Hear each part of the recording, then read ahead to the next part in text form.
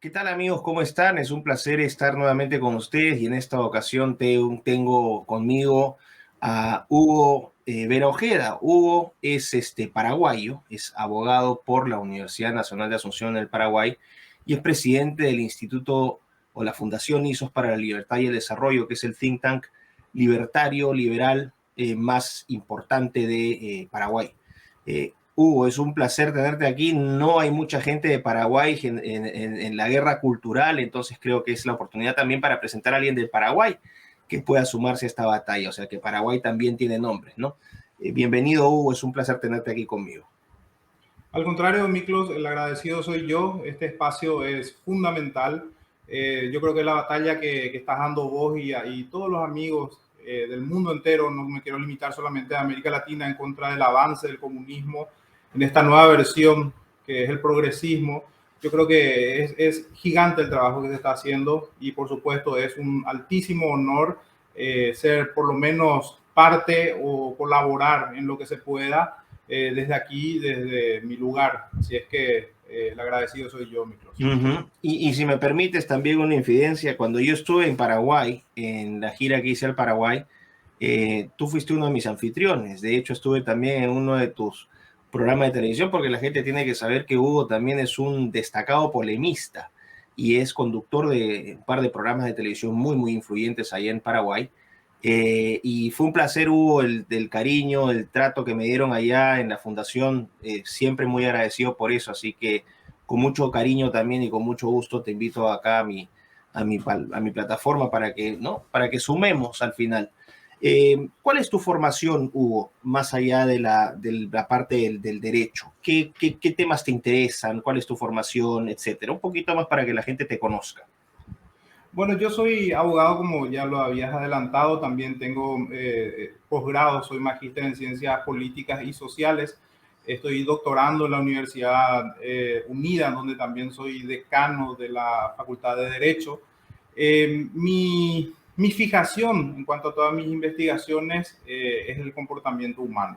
De hecho que yo desde chico tenía una fijación hacia el comportamiento animal y yo creía de hecho que iba a ser veterinario cuando era chico. ¿Verdad? O sea, Finalmente colega eso fue mío. evolucionando y estoy más adentrado a lo que es la etología y la sociobiología, que pretendo que sea una tesis doctoral justamente, lo que es la base del libro que estoy lanzando en el mes de marzo aquí en Paraguay. De hecho que es una frase que está acuñado por mí, o sea, no existe todavía, que es la etoeconomía, porque lo que pretendo ahí es, no es que que invento, descubro algo, sino que más bien me centro en profundizar más la naturaleza humana, que ya de hecho la Escuela Austríaca de Economía ha demostrado de que la acción humana es la que es el punto de inflexión en cuanto a los fenómenos económicos, que muy confundido ha sido estos, digamos, principios económicos a través de la escuela, de la historia.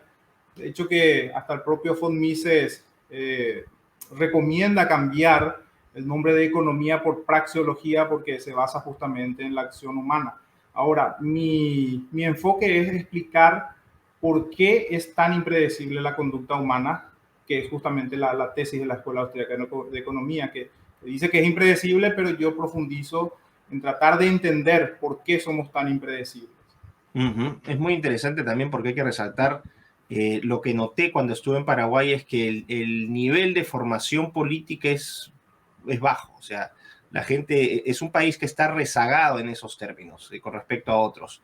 Y desde tu fundación están haciendo un enorme trabajo por difundir ideas que no solamente sean del libertarismo, tengo entendido también que hay alguna ¿no? Tienen también un acercamiento muy fuerte, por ejemplo, con los sectores liberales conservadores, con los conservadores, es decir, con todo lo que constituye la nueva derecha en nuestra región y que has estado tú haciendo capacitaciones con tu equipo, también han estado de gira por varias ciudades de Paraguay capacitando a las personas. Eh, ¿qué, ¿Por qué crees, a qué crees que se debe este rezago de Paraguay con respecto a otros países en estos temas? ¿Por qué ese desconocimiento generalizado? ¿A qué crees que se debe todo eso? Bueno, Paraguay en 200 años de independencia, un poco más de 200 años, ha transitado muy poco en lo que es la historia, en una democracia o una libertad propiamente. Históricamente hemos sido víctimas de todo tipo de dictaduras, ¿verdad? Pero en lo general se ha quedado una especie de herencia con relación a esos vicios que traen la dictadura. Y uno de ellos es el gigantismo estatal, lo cual no es por falta de inversión en educación, sino que todo lo contrario. Yo sostengo, de hecho, mi tesis es de que cuanto más dinero pone el Estado para la educación, más se atrasan los países. Ahí tenés que Cuba tiene el 13% de su PIB en inversión en educación pública y ya ves lo que es. Singapur no alcanza ni el 3% de su PIB y es una potencia. El problema no pasa por falta de recursos a la educación, sino porque precisamente hay excesivo estatismo. Entonces, Paraguay no hizo ninguna reforma desde 1940, por eso estamos como estamos todavía. Hay mucho que reformar todavía. Paraguay tiene empresas públicas que es imposible ya en el siglo XXI. Imagínate que tiene un ferrocarril, una empresa de ferrocarril, pero no tiene trenes. Con eso ya te digo todo, ¿verdad? Ese es el resumen de lo que es realmente la política intervencionista de Paraguay. Entonces, eso por supuesto tiene sus consecuencias y es precisamente un atraso en todo sentido, porque el desarrollo se tiene que medir, o mejor dicho, observar en forma holística. No solamente puedes tomar una sola variable para decir un país es desarrollado, no es su crecimiento económico nomás, no es solamente su educación, no es solamente el medio ambiente, es un conjunto de muchas cosas. Y Paraguay en esas variables está muy abajo. Realmente es la política intervencionista y una oligarquía estatista la que mantiene así a Paraguay. Y es muy interesante lo que tú señalas, porque siendo libertario, tú acabas de reconocer abiertamente como libertario que la economía no lo es todo. Eso es algo muy, muy importante, ¿no? Resaltar esta idea de que hay un libertarianismo sano también, que va más allá de este reduccionismo económico, que la vida va más allá de transacciones, ¿no? Que la libertad se ejerce más allá de los intercambios o de las transacciones. Eso creo que es muy valioso. Ahora, tú hablabas de la etología, al principio me hablaste de esto. ¿Qué es la etología para la gente que no sabe? Es como para darle un preámbulo al título de tu libro y entrar a tu libro. ¿Qué es la etología? Bueno, la etología es una ciencia empírica que tiene como, o llega al rango de ciencia después de los aportes de Konrad Lorenz.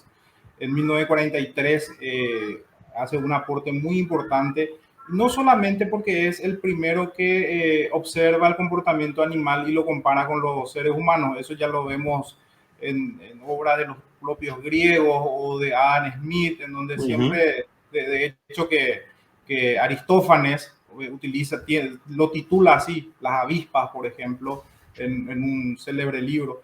En ese caso, en este sentido, lo que hace Konrad Lorenz es aportar al método. Por primera vez, el comportamiento es estudiado en forma empírica, porque hasta ese momento todos los estudios del comportamiento humano solamente se hacía en forma priorística, ya sea a través de la filosofía o la psicología, que hasta ese momento el avance más importante que tenía era el conductismo. Pero el conductismo prácticamente centraba todo su enfoque en tratar de explicar los comportamientos por mecanismos reflejo o por asociación, lo cual sirvió como una base, por supuesto, pero la etología finalmente cierra ese debate de las tres grandes creencias sobre el comportamiento humano, que es la tabula rasa, que ya lo habla Aristóteles, también la famosa creencia del buen salvaje de Rousseau y el famoso dualismo de Descartes, que no es otra cosa que el fantasma en la máquina, ¿verdad? La tabula rasa sostenía que el ser humano nace con una mente en blanco y va aprendiendo a lo largo de su vida a través de la experiencia, digamos, los roles Y eso es Ujú.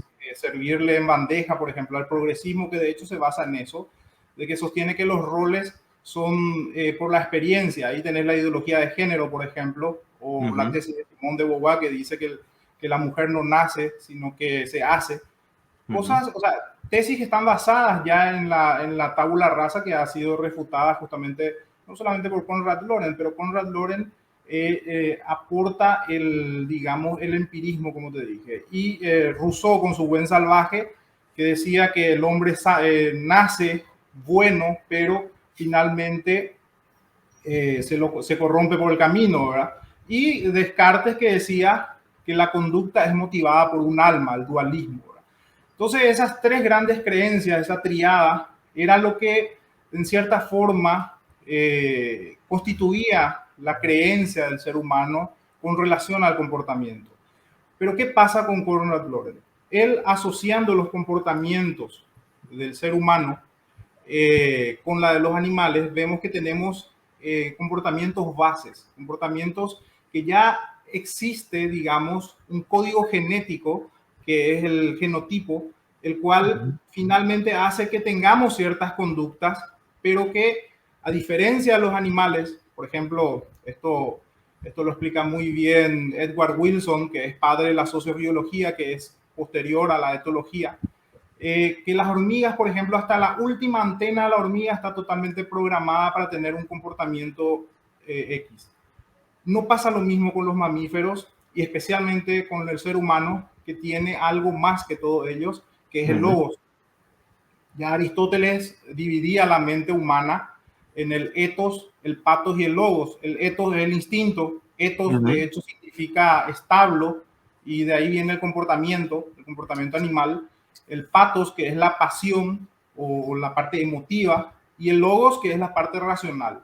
Bueno, el logos es el aporte o es, digamos, lo que hace la diferencia con relación a los demás animales. O sea, el ser humano es único precisamente por eso, pero tampoco está ausente en él esos paquetes genéticos que lo hace tener o lo lleva a tener ciertas conductas. Por ejemplo, si nosotros observamos, hay muchas conductas que compartimos con los demás mamíferos. Por ejemplo, cuando damos cariño, uno observa a cualquier animal de la misma forma también lo hace. El beso, ¿por qué el beso está tan asociado al amor? Justamente porque los primeros, digamos, primates, por decirlo así, o los primates, no hay una relación con los humanos, sino que hay ciertos comportamientos que sí lo compartimos, que es le daba el alimento en la boca, por ejemplo, y eso fue Ujú. asociándose lentamente al cariño. Entonces, hay muchos comportamientos que se pueden explicar desde los instintos, pero precisamente la violencia, por qué los hombres son más violentos, Ujú. por qué existe una cultura del machismo. De hecho, que el progresismo cree que el machismo es una cultura y en realidad no es así. O sea, que son instintos que fueron formando a esa cultura y no al revés. Ujú. Entonces, esos comportamientos son observables.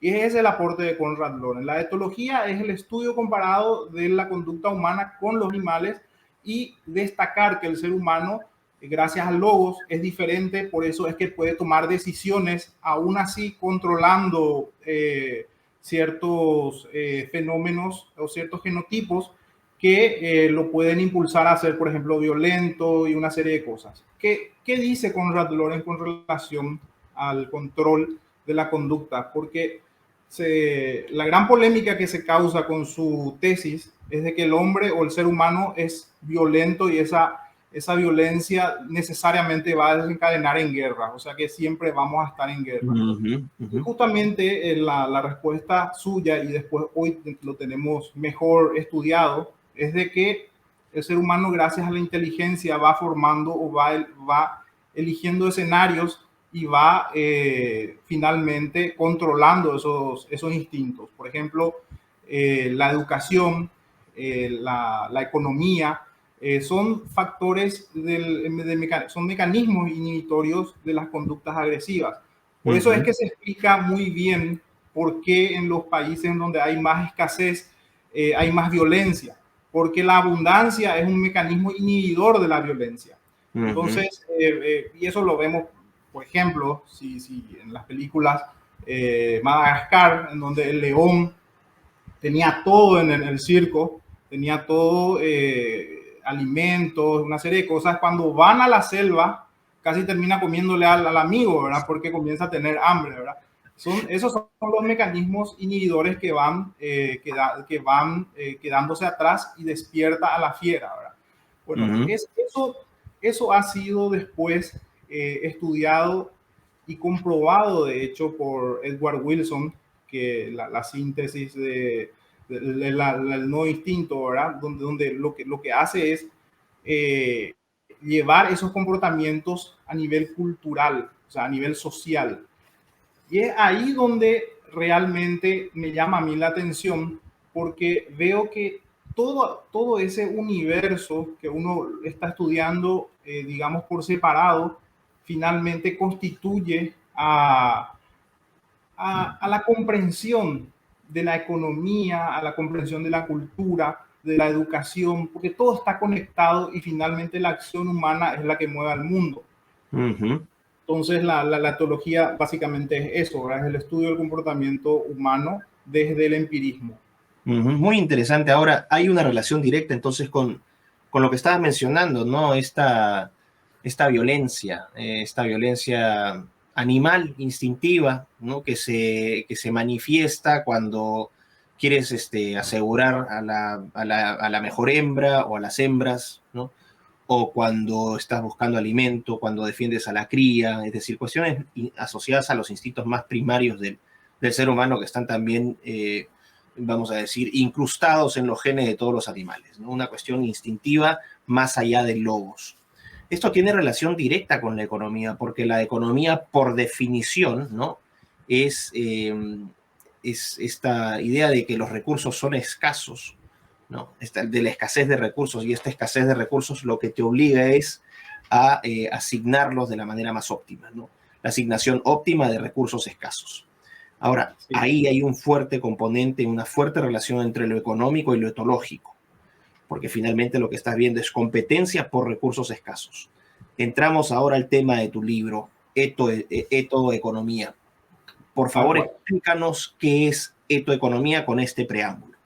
Bueno, resulta ser que siempre nos basamos en creencias, y hay creencias, una más fuerte que otras creencias, justamente porque han perdurado en el tiempo. Existen dos grandes escuelas económicas, la materialista o la escuela objetiva y la escuela subjetiva, que trata sobre la acción humana, pero esa escuela, sobre la escuela subjetiva, es reciente. Si bien el Carl Menger en 1870 es digamos, uno de los pioneros en ese sentido, no debemos olvidar de la escuela de Salamanca, que también tenían muy claro el concepto de la subjetividad, ¿verdad? Pero, ¿por qué fue tan revolucionario ese concepto o esa idea? Porque por más de 3.000 años, y por lo menos hasta donde tenemos registros, la idea sobre la economía era una materialista. Si uno comienza a hurgar, por ejemplo, en la escuela de Atenas, la escuela griega, 400 años antes de Cristo, Aristófanes escribe, que para mí es incluso antes que Platón, es el principal ideólogo del comunismo, ¿verdad? Porque Aristófanes, en su obra Pluto, Pluto, que era el dios de la riqueza, esgrime lo que es el pensamiento comunista. La virtud era lo máximo para los griegos, y la justicia era el ideal más sublime. Justamente ellos, o en este caso Aristófanes, en su obra en Pluto, grafica muy bien lo que es la visión de los griegos de esa época. Pluto, que era ciego, que según este libro, es un anciano que va y consulta con un oráculo, y el oráculo le dice: a la primera persona que encuentres en la calle, hace que te siga a tu casa. Bueno, esta persona hace lo que le dice el oráculo, y encuentra a una persona que es una persona ciega, le sigue a su casa y o sea, resultó ser el dios Pluto, que era un dios ciego, y ahí también vemos las dos representaciones griegas, ¿verdad? Una sobre la justicia y otra sobre la equidad. La diosa Equita o Aquita representaba a la equidad que repartía las cosas materiales en partes iguales. La justicia era ciega porque repartía las cosas sin mirar a quién, o sea, no tenía en cuenta las proporciones, sino que cuestiones intrínsecas. Entonces, Pluto acompaña a este anciano y dice, cuando descubre que es Pluto, hace que Pluto recobre la vista gracias a otra diosa. ¿Por qué pretende que Pluto recobrara la vista? ¿Por qué quiere eso? Porque al observar Pluto la gran desigualdad, y ahí viene el error material, la gran desigualdad que hay, va a poder observar y va a poder repartir mejor la riqueza. Entonces, finalmente eso ocurre, Pluto recobra la vista en esa ficción y reparte los bienes materiales, le saca al rico y le da a los pobres, y los ricos se lamentan diciendo que es una injusticia. Entonces, esa idea de la escuela materialista ya está en la escuela griega. La escuela materialista, para ponerlo en términos muy sencillos, muy simples para que se entienda, es, imaginemos que tenemos un pedazo de pizza y las dos escuelas observando y cómo va a resolver ese problema. Tenemos un pedazo de pizza con 5 partes y hay 7 comensales. La escuela materialista va a concluir de que va a haber escasez porque solamente hay 5 pedazos. Pero, ¿cuál es la visión de la escuela subjetiva? La escuela subjetiva va a decir, probablemente una de esas 7 personas va a copiar la receta, va a cortar las partes más pequeñas, o va a vender la pizza y va a comprar algo más barato y lo va a reproducir. Es decir, es impredecible la conducta que va a tener uno de los 7 para poder, digamos, resolver ese problema. O sea que la visión de la escuela materialista resultó ser muy simplista porque solamente trata de distribución de riquezas y justamente ahí está el principal problema. Finalmente ya sabemos que no es un problema material, con eso insistió Malthus, Adam Smith también, porque es un problema de quién es el que va a repartir, quién es el juez quién es el Dios que va a poder repartir. Ese es uno de los problemas que nunca pudo resolver tampoco la escuela materialista. Y ahí tenés a Adam Smith, que es prácticamente el Dios de los liberales, ¿verdad? También se equivoca, porque cree con su teoría de la utilidad, del valor intrínseco, cree que así se forman los precios. También David Ricardo y también Carlos Marx creen que es por el valor trabajo. Entonces, todos ellos tenían un enfoque sobre la cosa. Y en realidad lo que la escuela austríaca dice es, no es la cosa, es la persona y es la idea y es esa idea que lleva a la acción. Hasta ahí la gran, digamos, discusión en materia económica y que para mí lo resuelve magistralmente la escuela subjetiva.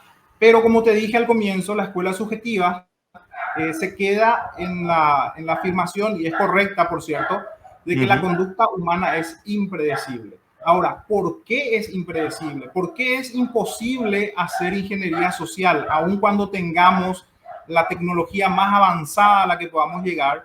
Es justamente porque hay demasiados elementos que influyen en la conducta humana. En primer lugar, tenemos un cerebro y 3 mentes. El ethos, basta con los estímulos que reciba el ethos o el pathos, la parte emotiva, o el logos, y vamos a tener una persona o muy instintiva o muy agresiva, o muy, digamos, romántica, idealista, o muy racional. O sea que vamos a tener diferentes conductas, pero el problema no está en el estímulo como creían los conductistas, porque los conductistas estimulaban la conducta, por ejemplo, con el mecanismo reflejo y cosas así, o el comportamiento operante de Watson, por ejemplo. Está en el estímulo. El problema está en cuándo se estimula y qué es lo que estimula. puede ser el clima, puede ser que amaneciste mal, puede ser que 1000 cosas pueden influir en la conducta del ser humano, y eso hace que realmente sea muy difícil llegar a ese constructivismo racional, como decía Hayek, porque construir o planificar una sociedad perfecta desde el punto de vista del logos, por más de que ese logos sea artificialmente expandido como lo pretende hacer la inteligencia artificial, no lo va a lograr porque depende de demasiados factores para que eso ocurra. Entonces, finalmente, lo que hace, lo que concluye Konrad Lorenz, y también lo vuelve a confirmar, de hecho, Wilson, con la sociobiología, es de que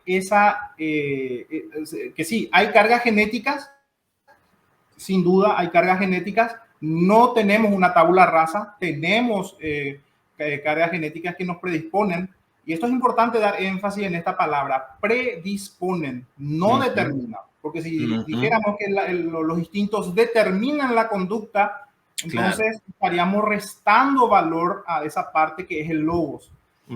Predispone, y es el logos finalmente lo que hace la diferencia. Esto lo grafica muy bien con una metáfora el psicólogo Jonathan Haidt, con su famosa metáfora del jinete del elefante, en donde el jinete representa la razón y el elefante a la emoción.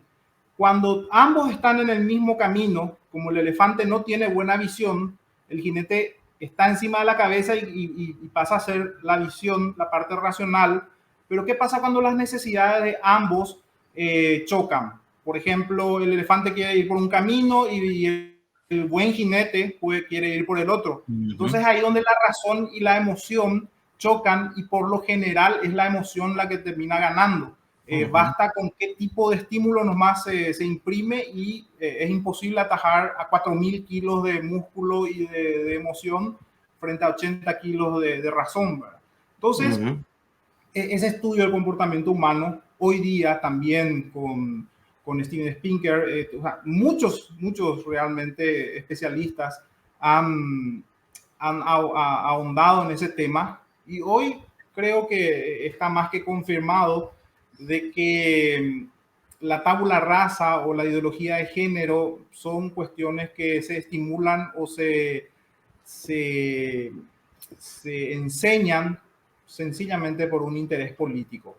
Porque o sea, el objetivo es la idiotización de la masa. O sea, por eso es que se insiste en la ideología de género y de cosas que ya han sido totalmente superados y refutados por ciencia biológica. No estamos hablando ni siquiera que han sido refutados en forma dialéctica como Platón, ¿verdad? Que era una tesis y una antítesis, que eran dos opiniones. La doxa, como decía Platón. O sea, la doxa es vos tenés una opinión, yo tengo otra opinión, y ahí sacamos una síntesis.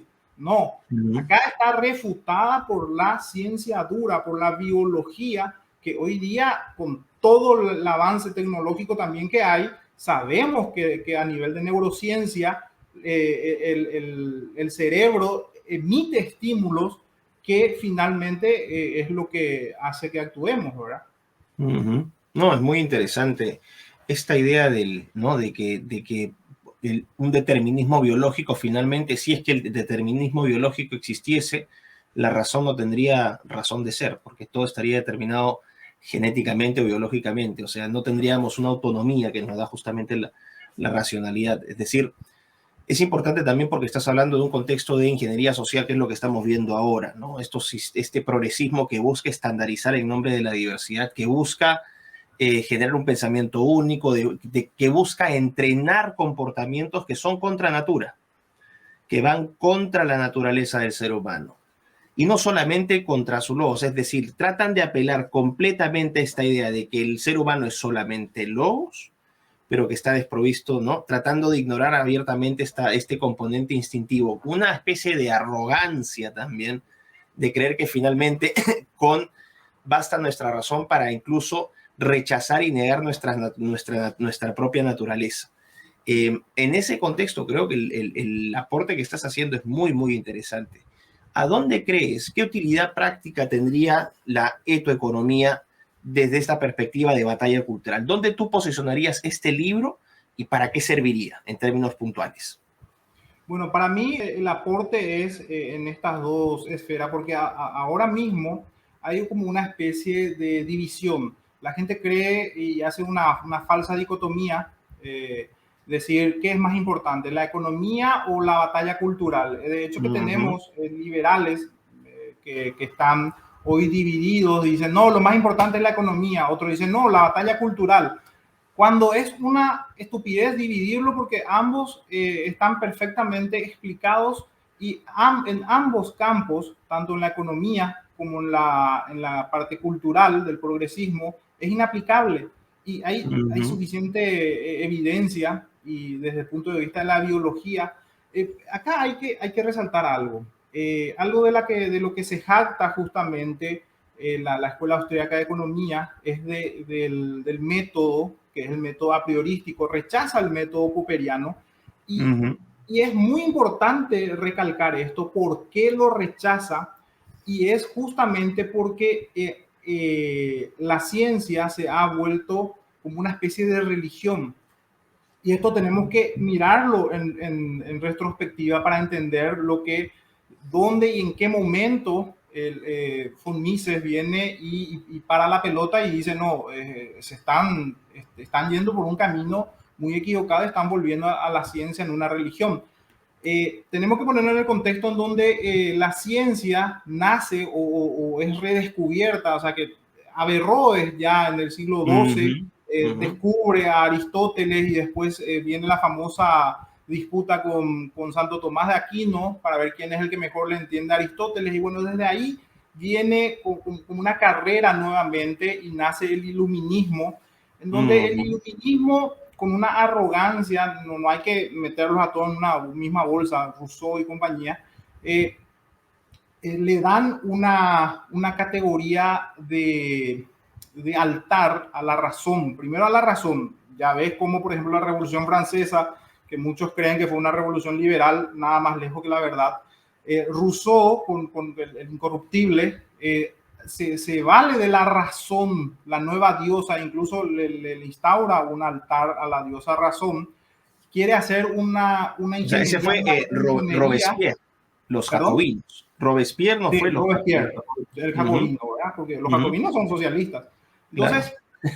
En nombre de la razón primero, manda a ejecutar. ¿Y cuál es el principal enemigo de la razón? Es el misticismo, o sea, la religión. Entonces comienza a perseguir a la religión y envía la guillotina a miles de monjes y a creyentes, ¿verdad? Entonces, ahí comienza, digamos, esa nueva religión que después se convertiría en el positivismo.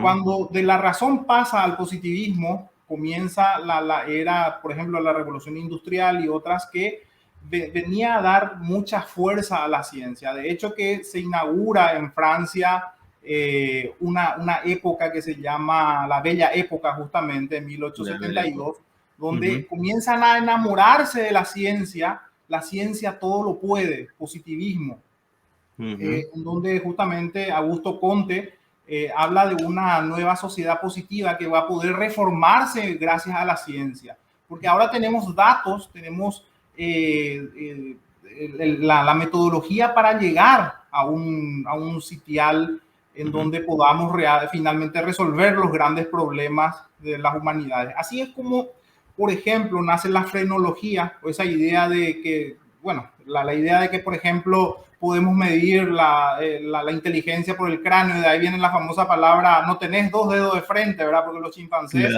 tienen de hecho, la frente más hendida.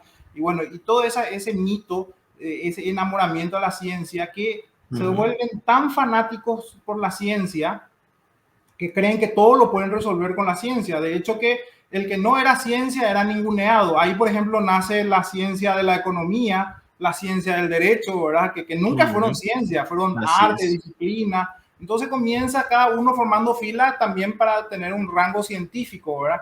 Ahí viene, por ejemplo, el darwinismo, que era una ciencia natural. Claro, lo tratan de convertir. Es una teoría, no es una ley. Ojo, sí, es una teoría. Una teoría, o sea, es un estudio, una observación que lo llevan a un extremo de locura, ¿verdad? Tenemos la idea de que se puede aplicar un darwinismo social, como por ejemplo con los nazis, en donde se Herbert iba a Spencer eliminar. fue el que propone esa idea. Sí, vamos a intervenir para que, porque creían que los pobres eran inferiores o de las distintas razas eran inferiores, entonces eso habríamos que ayudar a la evolución y eliminarlo. Imagínate el grado de locura que llega a esa religión llamado positivismo hacia la ciencia. Entonces, ¿qué dice von Mises? Oiga, muchachos, se están yendo acá. Hay cosas que no lo podés aplicar con el método de Popper, porque hasta ese momento el verificacionismo era la religión.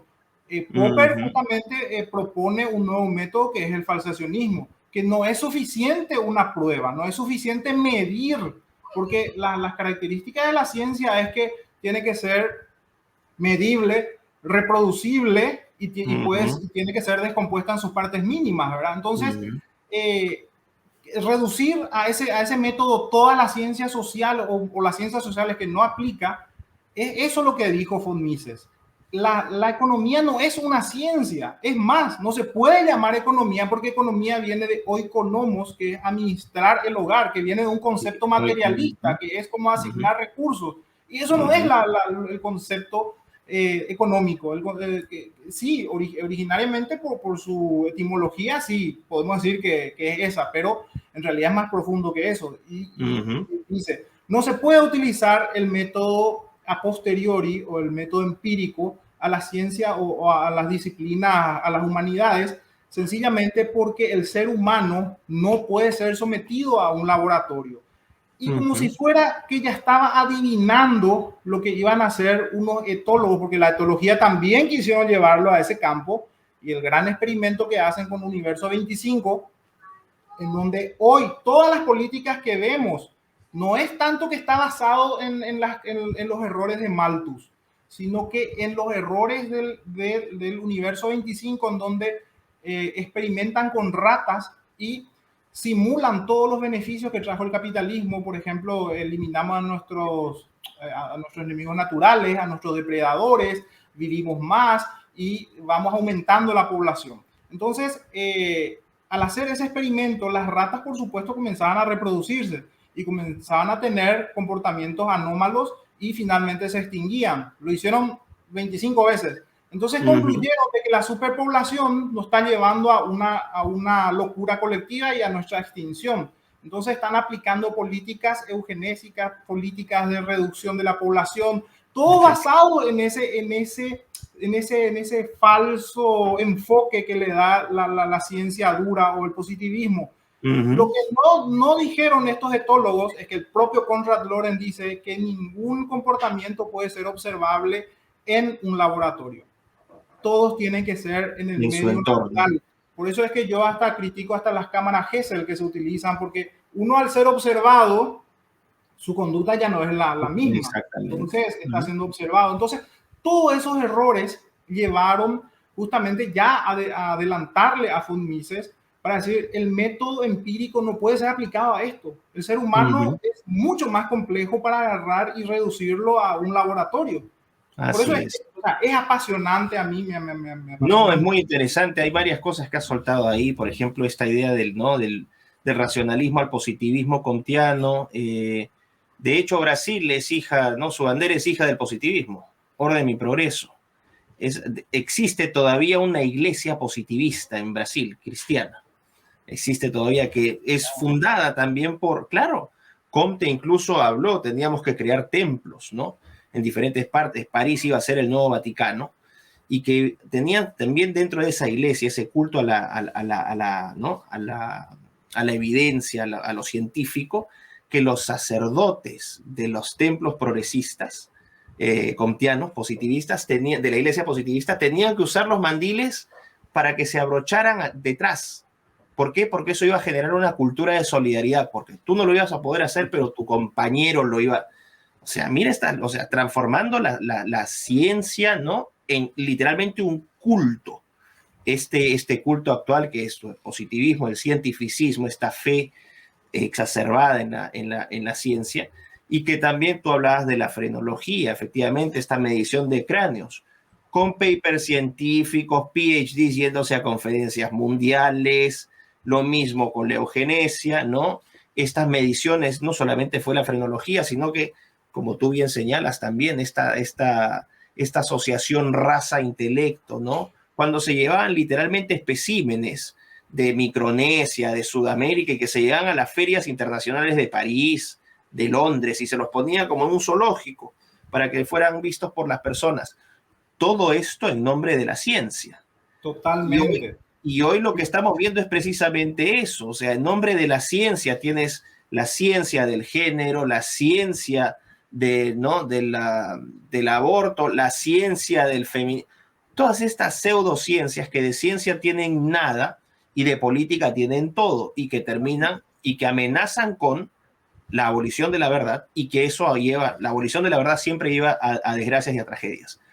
Hugo, hay un tema, y ya con esto como para ir cerrando también de esta charla tan interesante que nos has dado, después, si es posible, la gente que quiera comprar después tu libro de alguna u otra manera, si es que se puede poner algún link ahí también, que lo voy a incorporar en mi canal.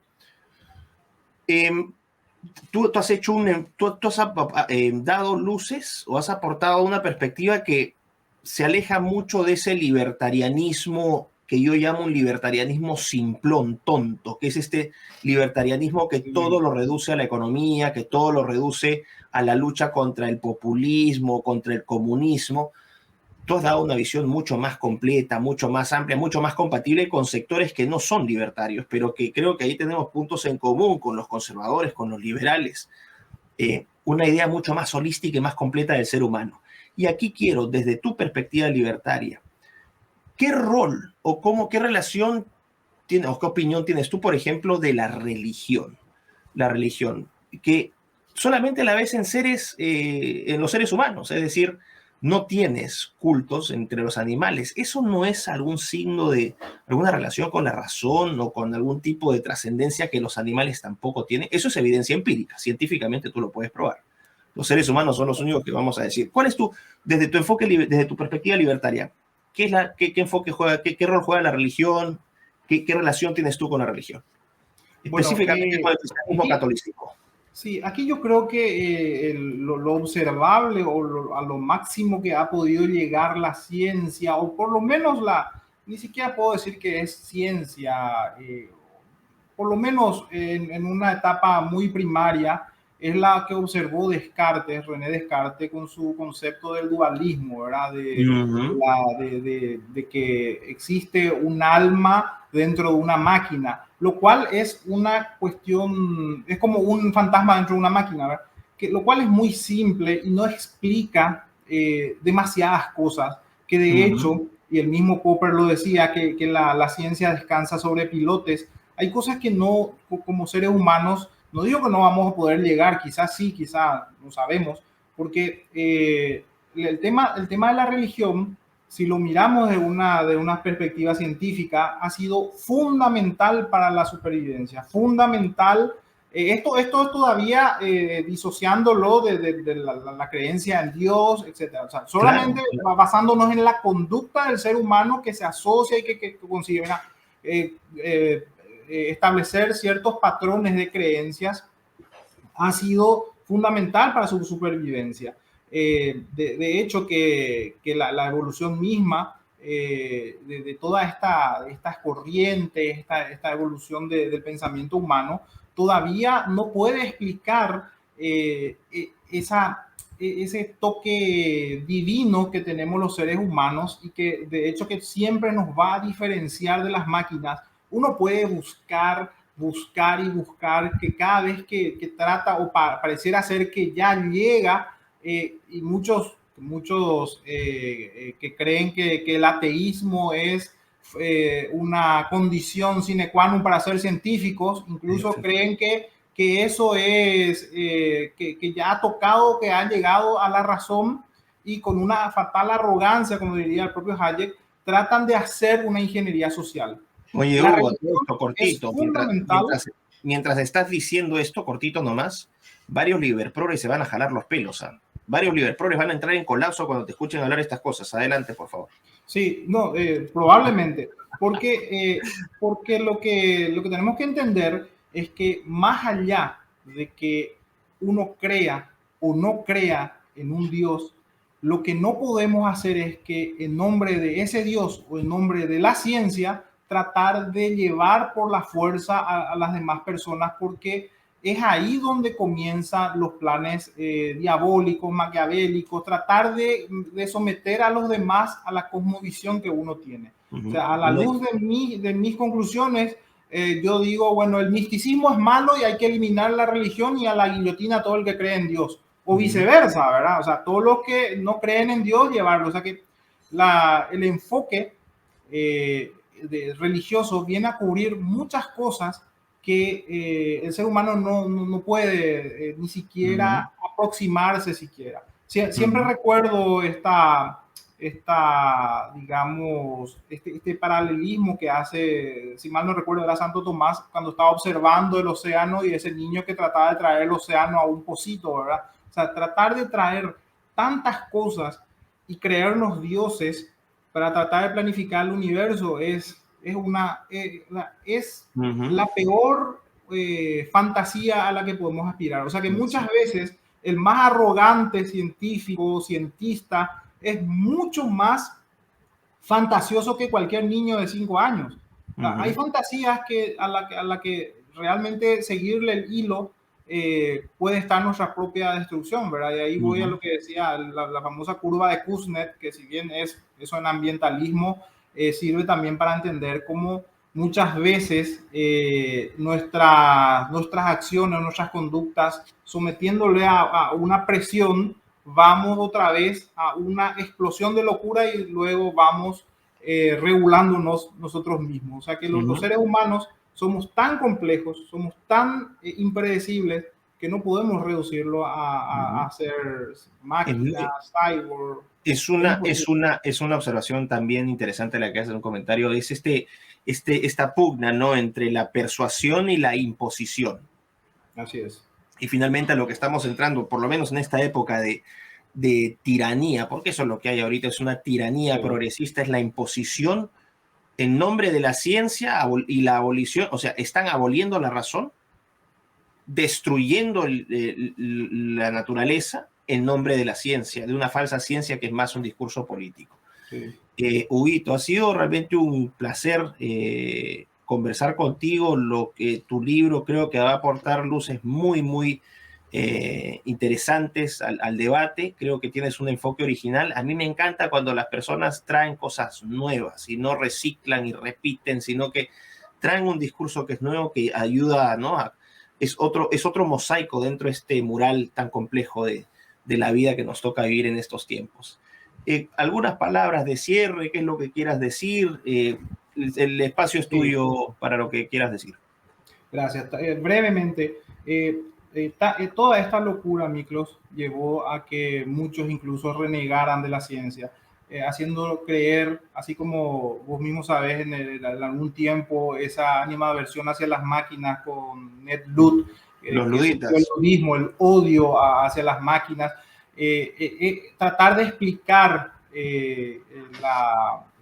el cientismo, el positivismo, muchas veces a uno lo llevan a acusar de ser anticientista, ¿verdad? Y eso no es cierto. O sea, acá el error no está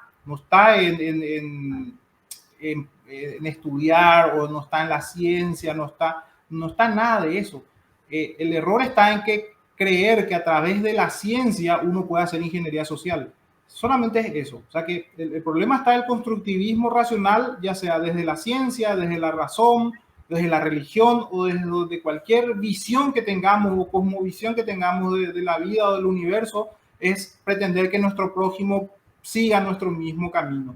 Ahí está el error y ahí está el concepto de la libertad. No está siquiera en tener la razón o no, sino que no forzar a otros a tener un mismo destino, como es lo que pretenden hacer con el progresismo, el comunismo. Y lastimosamente, esta también es una crítica a muchos liberales, libertarios, que por culpa de ellos, el liberalismo, que siempre ha sido observar de orden espontáneo, por naturaleza el liberalismo es es de orden natural, es de orden espontáneo, ha merecido muchas críticas porque han creído que la visión de Gloria Álvarez o la visión de muchos, digamos, libre progre, como le dice también El resto Agustín no Laje, existen, el resto no existen, que claro. son, no es esa la visión. El liberalismo es de orden espontáneo, ¿no? Nosotros no podemos decir solamente la economía es lo importante, no, la cuestión de la cultura no es importante.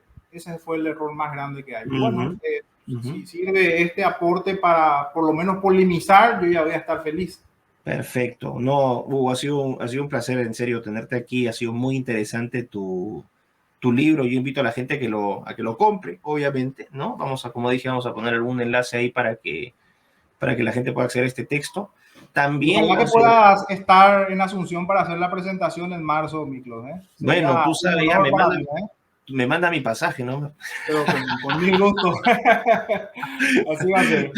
No, no, no, que hay que decir también que nosotros ahí en Asunción lo pasamos muy bonito, ¿ah? Lo pasé Así muy, es. muy bien ahí, tu familia, un abrazo para toda tu familia también, Huguito.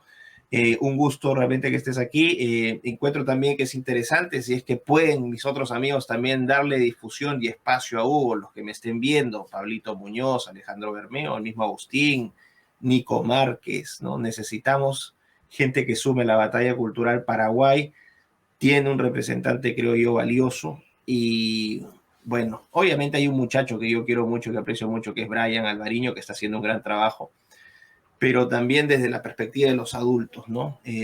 Tener una representación vamos a decir, ya de experiencia también, creo que es importante. Así que, bueno, muchísimas gracias a toda la gente que va a ver esta entrevista, porque es una entrevista grabada. Eso no, lo relevante es el contenido. Ya saben, si les gusta, lo comparten, lo difunden, aprieten suscribirse si es que les gusta más el canal, campanita si es que quieren recibir las notificaciones. Y bueno, Hugo, cuando quieras también, esta casa es tuya, por lo menos este espacio virtual. Y a todos ustedes, muchas gracias por su apoyo y por su cariño. Cuídense y hasta la próxima. Muy bien, gracias.